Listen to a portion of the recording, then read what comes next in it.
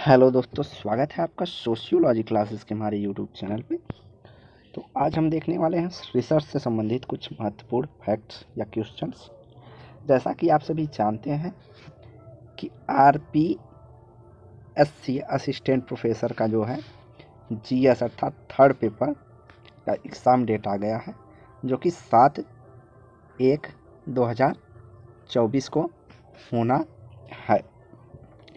इससे 10 दिन पहले आप लोगों के एडमिट कार्ड अलॉट हो जाएंगे, तो आप लोग अपनी तैयारी जो है तेज़ कर दीजिए। और जो सब्जेक्ट होना है वह या तो फरवरी के लास्ट या मार्च के स्टार्टिंग में होगा, पेपर 2 और पेपर 1। तो हम यहाँ देखने वाले हैं पेपर सेकंड से संबंधित कुछ महत्वपूर्ण क्वेश्चन। तो आइए देखते हैं।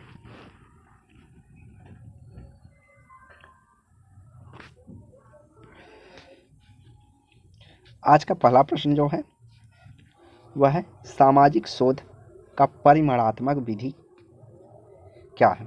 संख्याओं और माप को अधिक महत्व देती है, सामाजिक सर्वेक्षण को साधन के रूप में प्रयोग करती है, सूचनाओं का संकलन करती है, या उपरोक्त सभी। तो यहाँ जो राइट आंसर हो जाएगा वह डी हो जाएगा कि उपरोक्त जो है सभी सामाजिक शोध में जो है संख्यात्मक या परिमाणात्मक विधि के कार्य हैं। अगला प्रश्न है सामाजिक शोध की गुणात्मक विधि क्या है?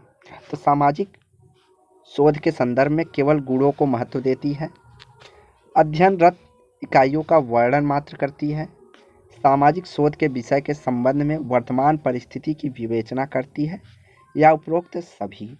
तो यह सभी कार्य जो है गुणात्मक विधि की विशेषता में शामिल किए जाते हैं कि गुणों के महत्व को अधिक देती है चर्चा।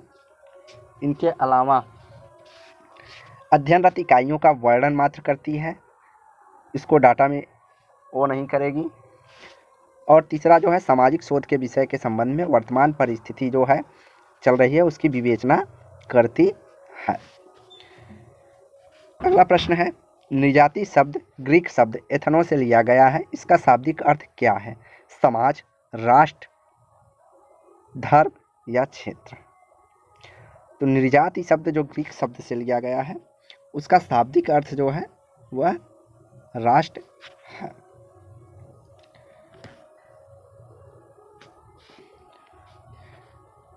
अगला है भारत अत्यधिक निजाति विविधताओं वाला देश है, देश में निजातीय विविधता के प्रमुख आधार हैं प्रजाति, भाषा, धर्म या ये सभी। तो देखा जाए तो यहाँ पूछ रहा है निजाति विविधताओं का कारण क्या है। तो निजाति विविधताओं में अलग अलग जो है कल्चर भी देखने को मिलते हैं, अलग अलग प्रजातियाँ भी देखने को मिलती है, अलग अलग धार्मिक समुदाय भी देखने को मिलते हैं। तो यहाँ ऑल ऑफ दी एबव जो है आंसर होगा। अगला है सामाजिक शोध के क्षेत्र में निजातीय वर्णन एथनोग्राफी को स्वीकार किया जाता है, परिमाणात्मक विधि के रूप में, गुणात्मक विधि के रूप में, दोनों में या कोई नहीं। तो निजाति वर्णन जो इथनोग्राफी स्टडीज़ कहलाती है वह गुणात्मक विधि के अंतर्गत शामिल किया जाता है। अगला है निजाति वर्णन स्रोतों में शामिल किया जाता है, निजाति वस्तुएं, लिखित दस्तावेज एवं लोक कथाएँ, भाषाई वैविध्य या सभी। तो निजाति वस्तुएं वर्णन में जो है निजाति वस्तुएं शामिल की जाती हैं कल्चर से रिलेटेड, उसके लिखित दस्तावेज और लोक कथाओं को भी शामिल किया जाता है, और भाषा की जो विभिन्नताएं होती हैं, अलग अलग जनजातियों में अलग अलग भाषाएं होती हैं, तो भाषा की स्टडी इन सभी को जो है शामिल किया जाता है। तो ऑल ऑफ दी एबव या सभी। अगला है निजाति वर्णन के रूपों में शामिल है यथार्थवादी रूप में, आलोचनात्मक रूप में, ए और बी दोनों या इनमें से कोई नहीं।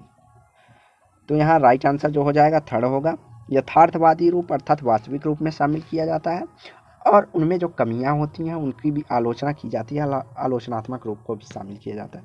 तो यहाँ दोनों होगा। निजाति वर्णन के अंतर्गत क्या आते हैं?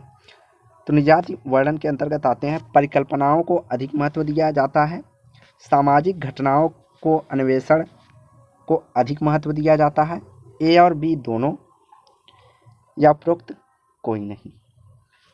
तो यहाँ राइट आंसर जो हो जाएगा, सामाजिक घटनाओं के अन्वेषण को अधिक महत्व दिया जाता है आपके निजाति वर्णन में। अगला प्रश्न है, सर्वेक्षण विधि को समाजशास्त्र में किस विधि के नाम से जाना जाता है? गणना विधि, सांख्यिकी विधि, तुलनात्मक विधि या सामाजिक सर्वेक्षण विधि? तो सर्वेक्षण विधि को समाजशास्त्र में सामाजिक सर्वेक्षण विधि के नाम से जाना जाता है। और वैसे देखा जाए तो सामाजिक सर्वेक्षण जो होता है वह सांख्यिकी विधि के अंतर्गत भी शामिल किया जाता है। अगला है, यूरोप के 18वीं शताब्दी के अंत तथा 19वीं शताब्दी के प्रारंभ में सामाजिक सर्वेक्षण का एक आंदोलन के रूप में उभरा। यह सामाजिक घटनाओं के व्यवस्थित और किसके अध्ययन की एक प्रणाली है? सांस्कृतिक, भौतिक, वैज्ञानिक या भौगोलिक? तो 18वीं और 19वीं शताब्दी के 18वीं शताब्दी के अंत और 19वीं शताब्दी के प्रारंभ में सामाजिक सर्वेक्षण के आंदोलन के रूप में जो है एक विधि के रूप में जो है उभरा है। और यह सामाजिक घटनाओं का एक व्यवस्थित और वैज्ञानिक तरीके से जो है अध्ययन करने की एक प्रणाली के रूप में देखा जाता है। तो यहाँ राइट आंसर जो हो जाएगा सी, वैज्ञानिक। अगला है, किसका कथन है कि श्रमिक वर्ग की निर्धनता तथा समुदाय की प्रकृति समस्याओं संबंधित तथ्य खोजने वाला अध्ययन ही सामाजिक सर्वेक्षण है? मर्टन, बर्गेस, यंग या वेल्स? तो राइट आंसर हो जाएगा वेल्स। इनका कहना है कि जो श्रमिक वर्ग की निर्धनता, समुदाय, प्रकृति आदि की समस्या संबंधी खोजों को हम सामाजिक सर्वेक्षण कर सकते हैं। अगला है, सामाजिक सर्वेक्षण का मुख्य संबंध विघटनकारी सामाजिक समस्याओं की खोज करने से है। इसका मुख्य उद्देश्य क्या है? सामाजिक सुधार, भौगोलिक सुधार, आर्थिक सुधार या राजनैतिक सुधार? तो सामाजिक सर्वेक्षण से जो डाटा इकट्ठा किया जाता है तो उससे तमाम प्रकार की योजनाएं लाई जाती हैं और उसी से जो है समाज में सुधार किया जाता है।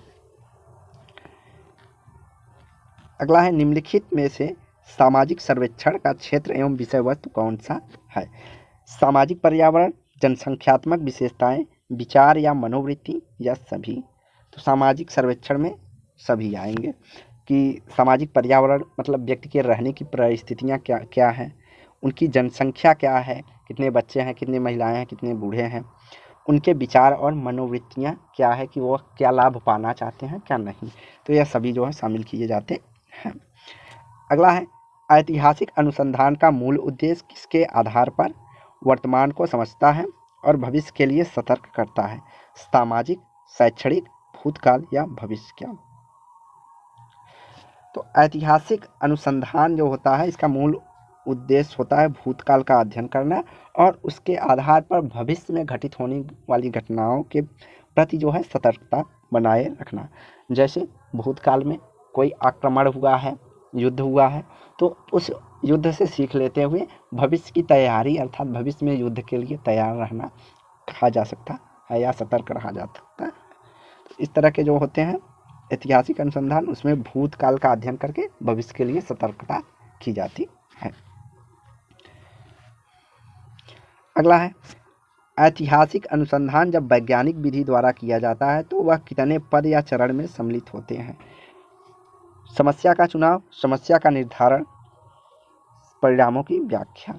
तो यहाँ सभी होंगे कि हमें किस टॉपिक या समस्या का चुनाव करना है जिसपे इतिहास के बारे में उसकी देखना है कि उसका इतिहास क्या है, और समस्या की सीमा का निर्धारण, किस सीमा तक हमें उसके बारे में जानना है और क्या जानने के बाद क्या परिणाम हुई उसकी व्याख्या करना। यह सभी जो है ऐतिहासिक अनुसंधान के वैज्ञानिक पद के चरण हैं।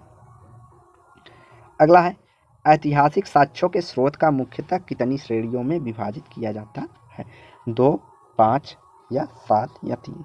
तो ऐतिहासिक साक्ष्यों को 2 श्रेणियों में विभाजित किया जाता है।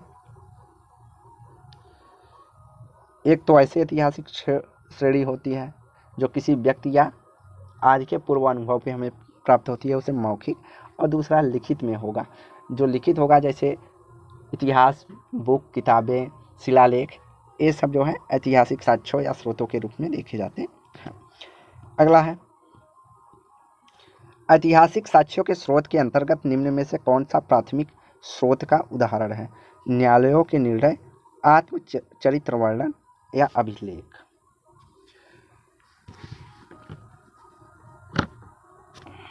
तो ऐतिहासिक साक्ष्यों के अंतर्गत इन सभी को जो है प्राथमिक स्रोत माना गया है। जो न्यायालय निर्णय देता है वह प्राथमिक होता है, डाटा खुद से आपको लेना पड़ता है। आत्मचरित्र अर्थात किसी व्यक्ति द्वारा उसकी लिखित जीवनी, और दूसरा अभिलेख जो लिखा गया होता है वह भी सम्राट के विचारों को प्रस्तुत करता है। तो इस प्रकार से इन सभी को प्राथमिक स्रोत के साक्ष्यों में माना गया है।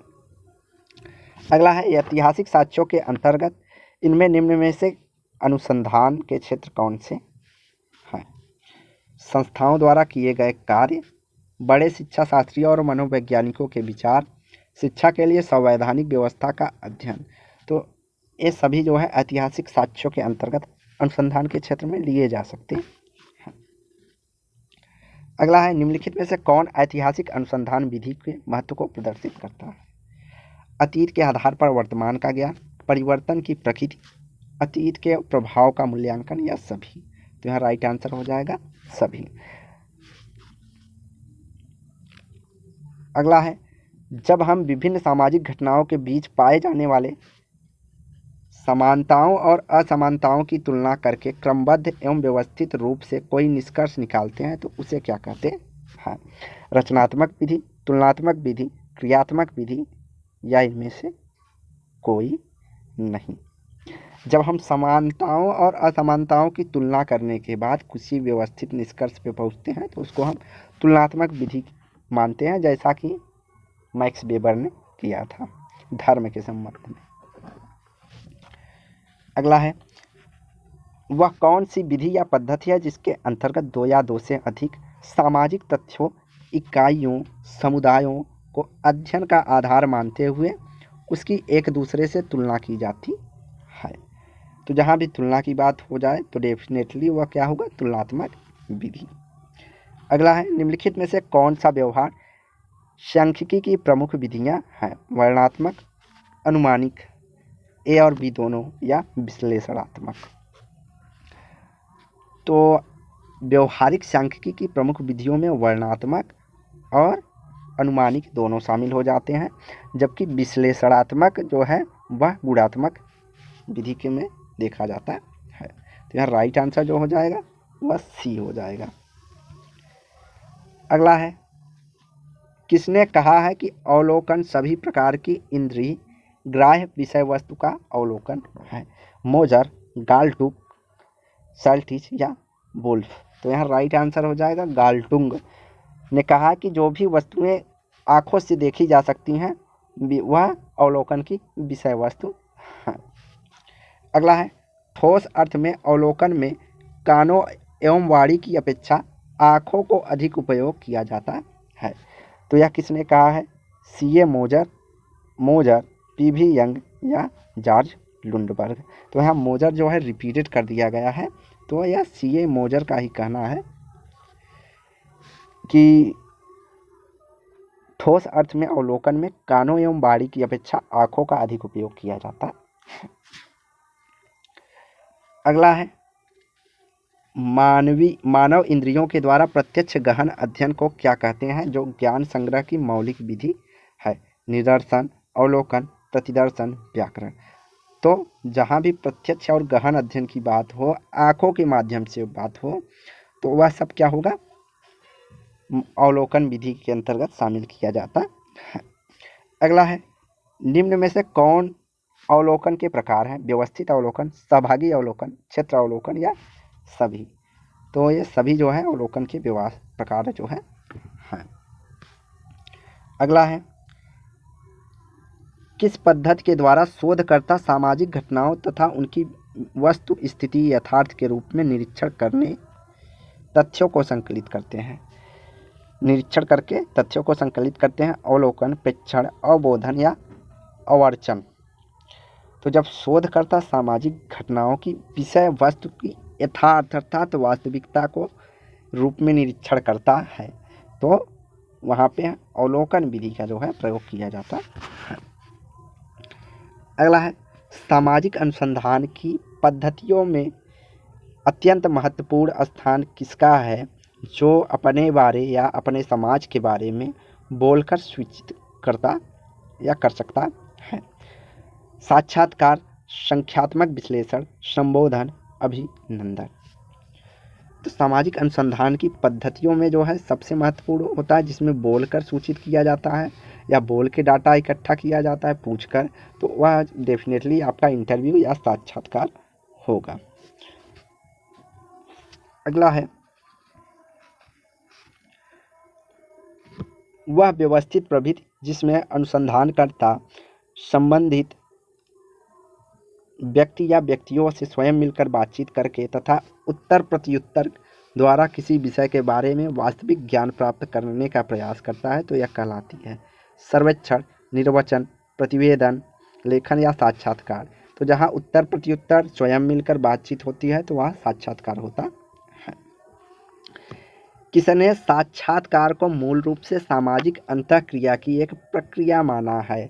मैकोबी एंड मैकोबी, कलिंजर, गुडे एवं हार्ट, पीवी यंग। तो गुडे एवं हार्ट मानते हैं कि साक्षात्कार मूल रूप से सामाजिक इंटरेक्शन की एक प्रक्रिया है या सोशल इंटरेक्शन की एक क्रिया है। अगला किसने कहा है कि साक्षात्कार एक उद्देश्यपूर्ण वार्तालाप है? यह भी जो है एग्जाम में पूछा गया क्वेश्चन है। तो डेजिन, कलिंजर, मैकोबी एवं मैकोबी, जॉन जी टाले। तो जॉन जी टाले जो कहते हैं कि साक्षात्कार एक उद्देश्यपूर्ण वार्तालाप है। तो आज की वीडियो यहीं समाप्त करते हैं। वीडियो को लाइक एंड शेयर कीजिए, चैनल को सब्सक्राइब करिए। धन्यवाद।